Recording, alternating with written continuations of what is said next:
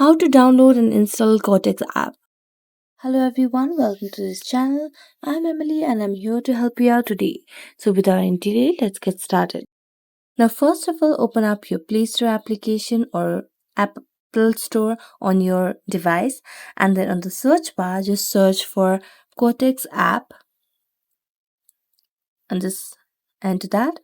Here you can see the app, so just go into the app and you can see the button of install. So just tap on install and wait until the app gets installed and downloaded on your device. Make sure your internet connection is pretty good. After it gets installed, then tap on open and it will lead you for the security scan. Wait until it gets scanned and pass the test, then tap on open and it will lead you to the home page of the application. So make sure that you log in by email and password, but make sure that you register first and then log into the account.